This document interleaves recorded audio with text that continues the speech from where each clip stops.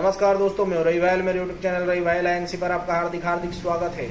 दोस्तों, दिनांक 26 फरवरी 2020 को तत्कालीन मुख्यमंत्री माननीय श्री कमलनाथ जी के द्वारा एवं तत्कालीन कैबिनेट मंत्री, नर्मदा घाटी पर्यटन विभाग मंत्री श्री सुरेंद्र सिंह जी बघेल हनी भैया के प्रयासों से क्षेत्र की जनता को एक बड़ी सौगात मिली थी।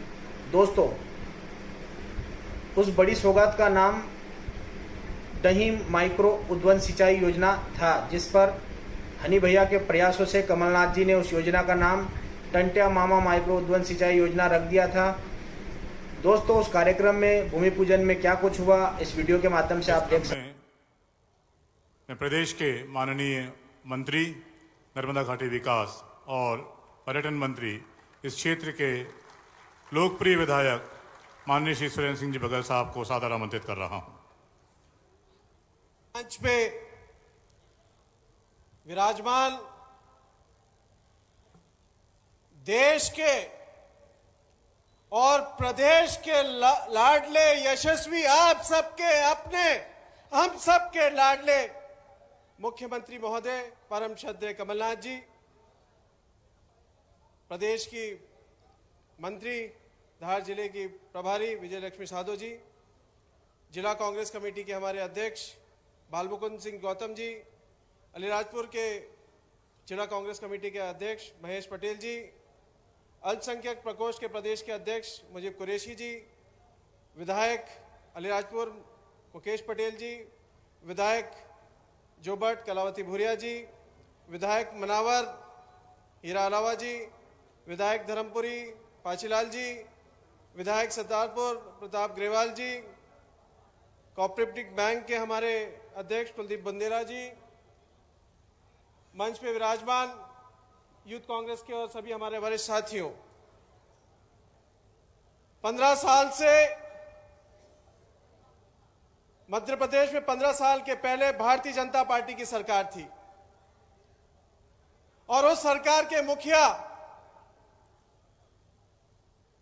चुनाव में वोट मांगने के लिए आए। जब वो मुख्यमंत्री थे, नगर परिषद का चुनाव आए, जमुना देवी जी का स्वर्गवास हुआ, शिवराज सिंह फिर आए,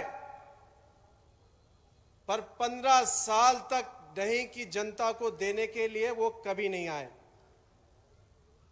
और हमारे नेता, जन जन के नेता, परम श्रद्धेय हमारे मुख्यमंत्री जब केंद्र में मंत्री थे, एक प्रतिनिधिमंडल जिसको दिल्ली की कोई पहचान नहीं, कोई जानता नहीं, एक आवेदन लेके हमारे मुख्यमंत्री जी के पास पहुंचा और कहा कि डहीं नगर में जल संकट है। केंद्र में मंत्री रहते हुए उन्होंने करोड़ों रुपए की योजना डहीं को दी। आज पानी देखिए घर घर नर्मदा जी का पहुंच गया। मध्य प्रदेश में सरकार बनी, साहब ने मुझे जवाबदारी सौंपी, किसी को रोड का डिपार्टमेंट मिला, किसी को पीडब्ल्यूडी मिला, किसी को महिला बाल विकास दिया, पर साहब ने मुझे जवाबदारी दी कि नर्मदा मां की सेवा कर और जनता के बीच में उनकी मांग है उनको जाके पूरा कर। उनका मुझ पे आशीर्वाद रहा, उनका मुझ पे स्नेह रहा, झाबुआ की जवाबदारी दी और हमने अपना कर्तव्य मान के और ये सोच के कुक्षी के कार्यकर्ताओं ने वहां पे भी जाके काम किया कि अगर साहब ने कोई जवाबदारी सौंपी है तो कुक्षी का हर कार्यकर्ता की जवाबदारी बन के जाती है कि जो सीएम ने जो दिशा निर्देश दिए तो हम किला फतेह करके आएंगे, और उनकी इस टीम ने वहां पे जाके किला फतेह किया। उनका एक व्यक्तित्व है, उनका ट्राइबल आदिवासी समाज के प्रति एक स्नेह है, उनके बीच में काम करने का जो मुझे अवसर मिला, मेरे जीवन में ऐसा अवसर मुझे कभी नहीं मिल सकता था। उनका सदैव मेरे पिता पे भी आशीर्वाद रहा, उन्होंने उनको अवसर दिया विधायक के रूप में, सांसद के रूप में और मंत्री के रूप में भी, और वही आशीर्वाद आज मुझे भी उनकी तरफ से मिलता है। साथियों, मैंने साहब से आग्रह किया कि हमारा डही आदिवासी बहुल्य क्षेत्र और विगत वर्षों से हम लोग प्रयास करते हुए आ रहे हैं, 15 साल तक तो शिवराज सिंह जी से करते रहे कि यहां पे बिजली, खाद पानी की तो आप बात करते हो, सिंचाई का क्या होगा, उस आदिवासी के घर का क्या होगा जिसमें पानी पीने के लिए नहीं है। तो जिस तरह से मध्य प्रदेश के मुख्यमंत्री बनने के बाद साहब ने किसान ऋण माफी, मध्य प्रदेश में किसानों का ऋण माफ किया, और मेरे विभाग की पहली योजना जो साहब ने स्वीकृत करी, बहुत सारी योजना बन के आई थी, मंत्री होते हुए बहुत सारे लोग चाह रहे थे कि उनके क्षेत्र में चले जाएं। साहब ने एक ही बात कही कि नर्मदा जी का जल पहली डही कुक्षी विधानसभा के डही के आदिवासी के खेत तक जाएगी, आदिवासी के घर तक जाएगी। ये हमारे पे कर्ज हो गया है साहब का। डही की जनता आपकी ऋणी रहेगी। और आज आप देखिए कितना प्रेम है आपके प्रति, कितना आपको लोग चाहते हैं। अपने नेता को देखने के लिए आए हैं, अपने मुख्यमंत्री को देखने के लिए आए हैं। कोई मुखोटे पहन के बैठा है कमलनाथ जी का, कोई उधर से चल रहा है जय जय कमलनाथ। तो ये आपकी जनता का आपके प्रति प्रेम है।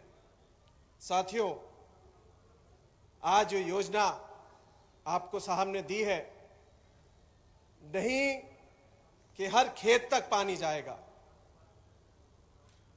हर जो फलिया है, हर जो गांव है, पीने के लिए वहां पानी जाएगा। साहब की ये सोच हमारे समाज के प्रति, डही की जनता के प्रति।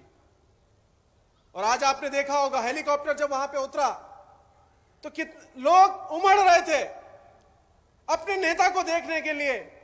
और कभी कोई ऐसा नेता नहीं हुआ जो आदिवासी के बीच में उनसे हाथ जाके मिलाता, उनके गले में हाथ डालता है। आज वहां पे रास्ता बंद था, नहीं तो आपके बीच में वहां तक जाते साहब, आपसे भी वहां के आके मिले। यह आशीर्वाद साहब की तरफ से कुक्षी की जनता को मिला है। दूसरी बात, एक और जिसके बारे में साहब खुद बताएंगे कि कुक्षी के लिए भी उद्वन सिंचाई योजना का प्रस्ताव हमने साहब को दिया था, और कल ही साहब ने उस पर कुछ निर्णय लिया है, जिससे कुक्षी और निसरपुर ब्लॉक के भी सभी गांव सिंचाई के लिए, खेत सिंचाई के लिए और घर घर पानी की भी व्यवस्था साहब के माध्यम से होगी, जिसका साहब उल्लेख करेंगे। मैं आप सभी की ओर से, हमारे समाज की ओर से, हमारे लाडले यशस्वी मुख्यमंत्री जी को बहुत बहुत धन्यवाद देना चाहता हूं। उनको कहना चाहता हूं कि आपने जो जवाबदारी एक मंत्री के रूप में आपने मुझे सौंपी है, हमारी ये पूरी टीम, हमारी पूरी डही कुक्षी विधानसभा की जनता सदैव आपके साथ में है। जब भी आप जहां बोलेंगे, ये सेना आपके लिए वहां पे खड़ी रहेगी। इसी बात को आपके माध्यम से मुख्यमंत्री जी को मैं आश्वस्त करता हूं, और आपसे आग्रह करता हूं, जितने भी यहां पे लोग बैठे हैं, सभी लोग जोरदार तालियां बजा के हमारे मुख्यमंत्री का धन्यवाद दीजिए। और जोर से, और जोर से, और जोर से। बहुत बहुत आप सबको धन्यवाद।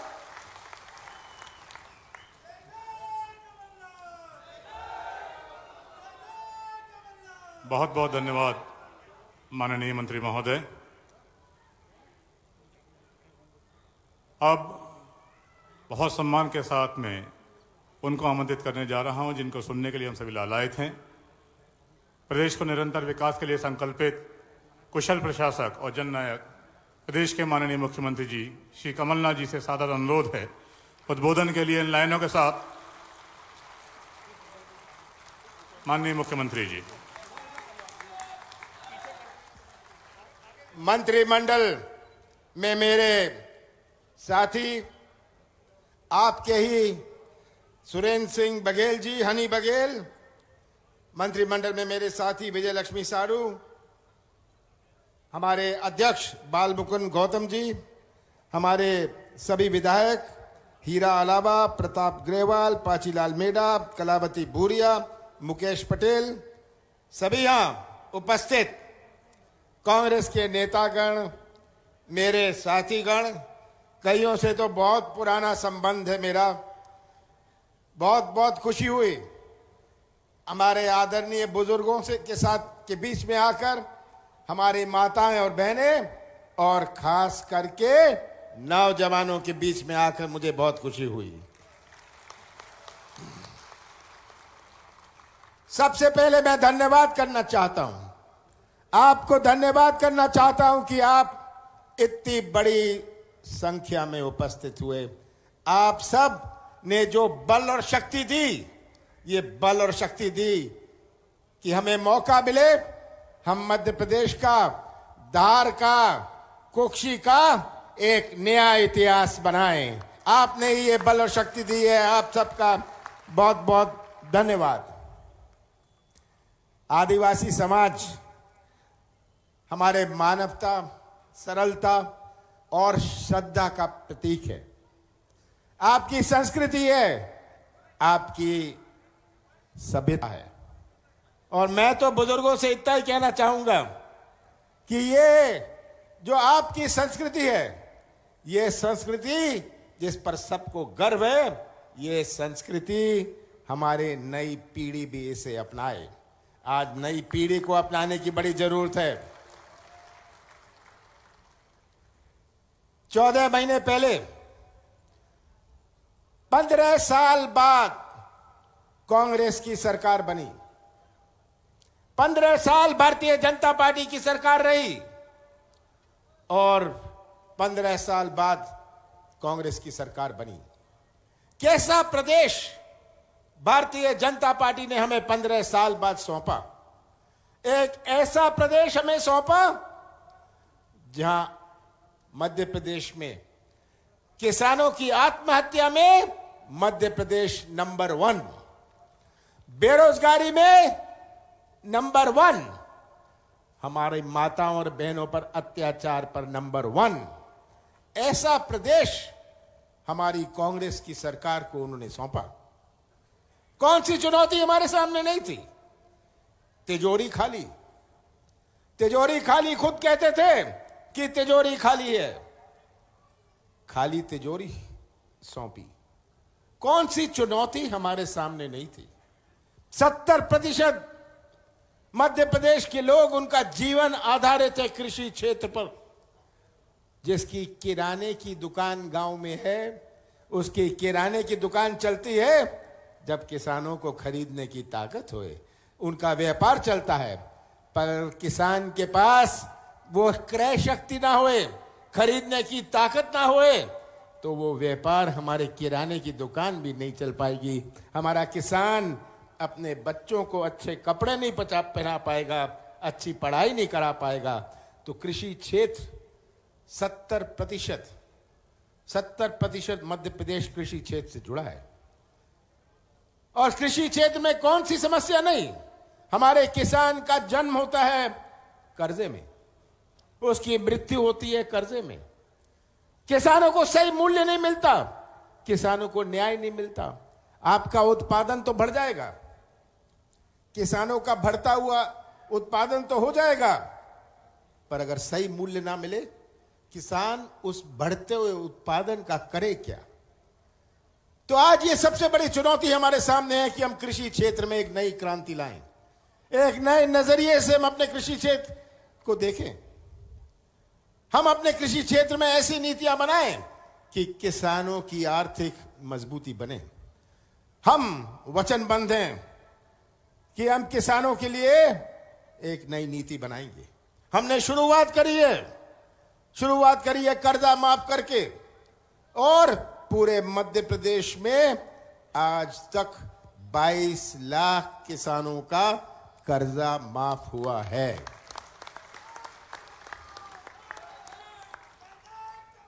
ये तो हो जाएगा, पर सबसे बड़ी चुनौती हमारे नई पीढ़ी की है, हमारे नौजवानों की है। आज का नौजवान में अपनी सोच है। हमारे बुजुर्गों की दुनिया कुछ और थी, आज के नौजवान की दुनिया कुछ और है। आज का नौजवान तो जुड़ा हुआ है इंटरनेट से। उसे जो ज्ञान है हमारे बुजुर्गों के पास ये ज्ञान नहीं था। आज के नौजवान का अपना नजरिया है और आज का नौजवान यही नौजवान जो हमारे मध्य प्रदेश का, हमारे धार का निर्माण करेगा भविष्य में। अगर इसका भविष्य अंधेरे में रहा तो कैसा निर्माण होगा मध्य प्रदेश का?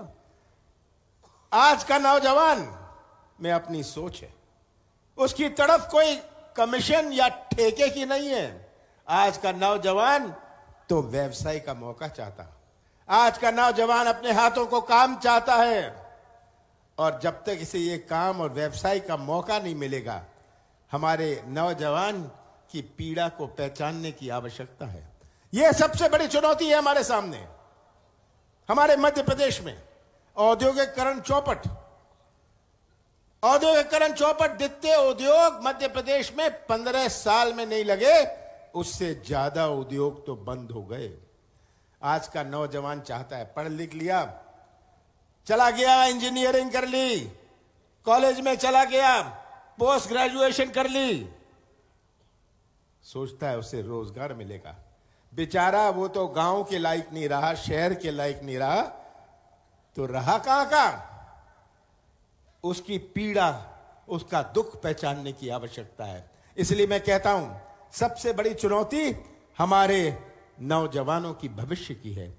कैसे हमारे नौजवानों का भविष्य उज्जवल होए, यह चुनौती हमारे सामने है। और हमने तो शुरुआत करी है। हमने शुरुआत करी है कि लोगों को मध्य प्रदेश में एक विश्वास होए, मध्य प्रदेश की पहचान बदली जाए, तभी तो निवेश आएगा, तभी तो लोग आएंगे कि मध्य प्रदेश में उद्योग लगाएंगे, तभी यहां आर्थिक गतिविधि बनेगी। किसी की गाड़ी चल जाए, किसी की दुकान खुल जाए, किसी का व्यापार चल जाए, यह तो तभी संभव है जब आर्थिक गतिविधि आती है। मैं तो यहां खाली हाथ नहीं आना चाहता था, बहुत दिनों से अच्छा थी कि आपके बीच में आया जाए। खाली हाथ नहीं आना चाहता था, मैंने कहा मैं आपके बीच में आऊंगा, कुछ लेके आऊंगा। आज इस सिंचाई योजना का मायने क्या है आपको समझना है। केवल सिंचाई का नहीं है, केवल पेयजल का नहीं है। जो ये 1100 करोड़ 1100 करोड़ रुपए का खर्चा होगा, ये तो निवेश है। ये निवेश हमारे धार जिले में आ रहा है, ये कुक्षी में आ रहा है, हमारे दही में आ रहा है। इस निवेश से आर्थिक गतिविधि बनेगी, काम शुरू होगा। पानी तो आएगा बाद में, सिंचाई तो होगी बाद में, पेयजल की व्यवस्था होगी बाद में, पर कोई अपनी गाड़ी चला लेगा, कोई अपनी ट्रक लगा लेगा। सही बात है। यह निवेश आ रहा है, यह निवेश हम दे रहे हैं। सिंचाई होती रहेगी, पेयजल की समस्या हल होती रहेगी, पर कोई अपनी छोटी मोटी मरम्मत का काम शुरू कर लेगा, कोई अपनी दुकान लगा लेगा, कोई ना कोई काम शुरू कर लेगा। ये मायने समझने की आवश्यकता है। ये हमारे नौजवानों के भविष्य के लिए ये निवेश धार जिले में आ रहा है। माताओं और बहनों, आपको ये बात समझनी है। लोग सोचते हैं कि बड़ी योजना आ गई, पर बड़ी योजना का लाभ समझने की आवश्यकता है कि इस निवेश से कितना परिवर्तन होगा हमारे धार की पहचान में, हमारे धार के चेहरे में। आज जो बच्चे बेरोजगार घूम रहे हैं, मैं तो नौजवान आपको कहूंगा, इसका पूरा फायदा उठाइए। किसी की गाड़ी चलवाइए, काम करवाइए, विभिन्न काम करवाइए, किसी को मजदूरी मिल जाएगी, पलायन से बच जाएंगे। इसका ये अर्थ है। और ऐसी योजना मैं केवल इसे दही सिंचाई योजना का नाम नहीं रखना चाहता। ये योजना हमारे स्वतंत्र संग्राम सेनानी तांतिया भील, हमारे स्वतंत्र संग्राम सेनानी थे, उन्होंने संघर्ष किया। वो तो हमारे आदिवासी समाज के केवल हीरो नहीं है, वो तो हमारे सब हीरो है। हम इस योजना का नाम तांतिया मापमा सिंचाई योजना रखेंगे। ये हमारा फैसला है। और साथ साथ में अभी तो शुरुआत है ना, अभी तो शुरुआत है। मैं घोषणा नहीं करता। मैंने कहा था जिस दिन मैं मुख्यमंत्री बना कि मैं घोषणाएं नहीं करूंगा। घोषणाएं नहीं करता क्योंकि मध्य प्रदेश में सबका पेट बढ़ गया था घोषणाओं से। 15 साल शिवराज सिंह ने घोषणाओं करी थी। घोषणाओं से तो तालियां बज जाती हैं, सब भूल जाते हैं। शिवराज भी घर बैठ गए क्योंकि इतनी 12, 13, 14 हजार घोषणाएं कर दी। हिसाब किताब नहीं देते, हिसाब किताब नहीं देते। तो मैं घोषणा नहीं करता, इतना ही कहना चाहता हूं। ये तो एक शुरुआत है, और भी योजनाएं हैं, और भी योजनाएं हैं। हमारी कुक्षी माइक्रो इरिगेशन योजना है, ये सब योजना है। ये शुरुआत है, ये तो ट्रेलर है, समझ गए ना, ट्रेलर है, ये ट्रेलर की शुरुआत। मैं घोषणा नहीं करता ना, मैं कह रहा हूं मैं घोषणा नहीं करता। ये मैं तो इतना ही कहता हूं कि मैं आपको निराश नहीं होने दूंगा। आपने मुझे बल और शक्ति दी है। हम ना तो गुमराह की बात करते हैं, और मैं तो धार के आदिवासियों को, आम जनता को बधाई देना चाहता हूं। गरीब हैं आप, बोले वाले हैं, पर सच्चाई समझते हैं। इन सबको आपने जब चुना, आपने इनका तो साथ दिया, पर उसके साथ सच्चाई का साथ दिया। आपने सच्चाई पहचानी, और यही मैं आपको बधाई देता हूं। नौजवानों, याद रखिएगा, बोलने वाले, घोषणा करने वाले, भड़काने वाले, आलोचना करने वाले बहुत आएंगे। पहचान लीजिएगा उन्हें। आपको तो सच्चाई का साथ देना है। आपने सच्चाई का साथ देने का उदाहरण बनाया है, इतिहास बनाया है। सच्चाई का साथ देते रहिए, यही सबसे बड़ी आपकी शक्ति है। लंबी चौड़ी बातें कर लेते हैं। कितनी बातें शिवराज सिंह कहते थे, याद है शिवराज सिंह जी की। और आप मोदी जी को सुनिए, मोदी जी को सुनिए। मोदी जी कितनी बड़ी बातें करते थे नौजवानों के प्रति। ये होगा, रोजगार होगा, ये तो पुरानी बात हो गई। 2 करोड़ रोजगार आएंगे। 2 करोड़ तो छोड़िए, 2 लाख का नाम दे दिए मोदी जी। कहते थे किसानों, कृषि को मैं लाभ का धंधा बनाऊंगा। सबसे ज्यादा आत्महत्या तो पिछले 5 साल में हुई।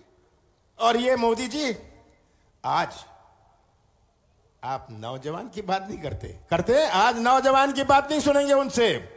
आप किसानों की बात नहीं सुनते मोदी जी से। मोदी जी क्या करते हैं? पाकिस्तान की बात करेंगे, पाकिस्तान की बात करेंगे आपका ध्यान मोड़ने के लिए। ये कलाकारी की राजनीति, ये गुमराह की राजनीति, राष्ट्रवाद की बात करेंगे।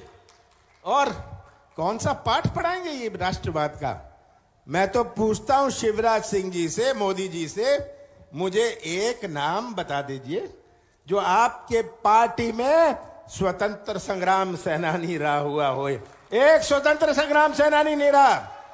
और ये कांग्रेस को पाठ पढ़ाने आए हैं। कलाकारी देखिए, वारे शिवराज, ये कलाकारी कैसे जनता का ध्यान मोड़ते हैं। नौजवानों, माताओं और बहनों, आपको इस कलाकारी से सावधान रहना है। ये आएंगे, आलोचना करते हैं। भाई मेरे तो 14 महीने हुए। शिवराज जी आइए, कुक्षी आइए, धार आइए, आप हिसाब किताब दीजिए पहले। आलोचना तो 14 महीनों की आप करते रहिएगा, 15 साल का हिसाब किताब दीजिए जनता को। ये हिसाब किताब तो देंगे नहीं, पर आलोचना करेंगे। पहले तो घोषणा की आदत थी, अब आलोचना की आदत है। मुंह बहुत चलता है, मुंह बहुत चलता है, पर इन्हें दुख नहीं दिखता। इनको दुख नहीं दिखता, इनकी आंखें नहीं चलती, इनको हमारे नौजवान की आवाज नहीं सुनाई पड़ती, इनके कान नहीं चलते, कान नहीं चलते, आंख नहीं चलती, मुंह बहुत चलता है, बहुत मुंह चलता है इनका। तो मैं तो आपसे यही कहूंगा, हमारे और भारतीय जनता पार्टी के बीच में अंतर क्या है?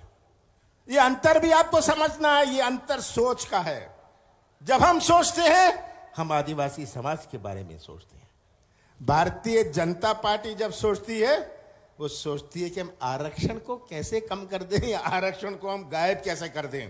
ये सोच का अंतर है। हमेशा इनकी दिल की आवाज आपको पहचाननी है। इनके हृदय से क्या निकलता है, इनका हृदय से जो बात निकलती है, ये आदिवासियों के बारे में नहीं सोचते।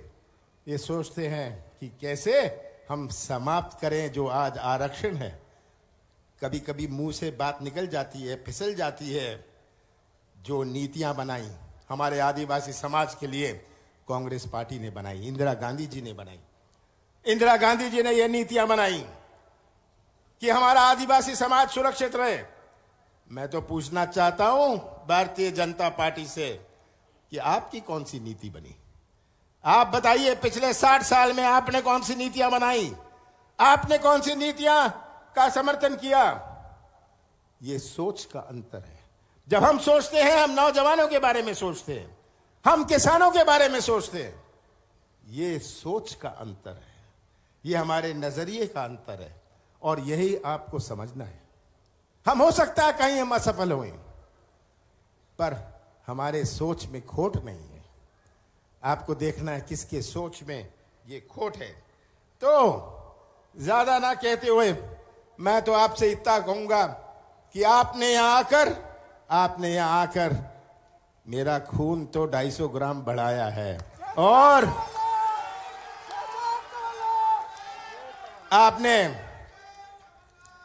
आपने ये बल और शक्ति दी। हमें मौका दीजिए। 14 महीने हुए हैं, आप हमें बल और शक्ति दीजिए। हम अपने नौजवानों के भविष्य के लिए एक नया इतिहास बनाएंगे। हम कृषि क्षेत्र में नया इतिहास बनाएंगे। माताओं और बहनों को सक्षम बनाने में, माताओं और बहनों को मैं देख रहा हूं, बहुत सारी हमारी कार्यकर्ता, आशा, विभिन्न कार्यकर्ता बैठी हैं, आंगनबाड़ी से आई हैं, समूह से आई हैं। समूह को भी आप मजबूत करिएगा। ये समूह की योजना तो कांग्रेस ने बनाई थी, भारतीय जनता पार्टी ने नहीं बनाई थी।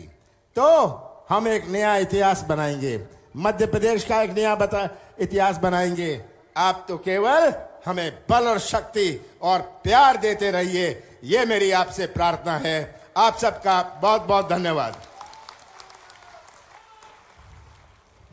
बहुत बहुत धन्यवाद माननीय मुख्यमंत्री महोदय।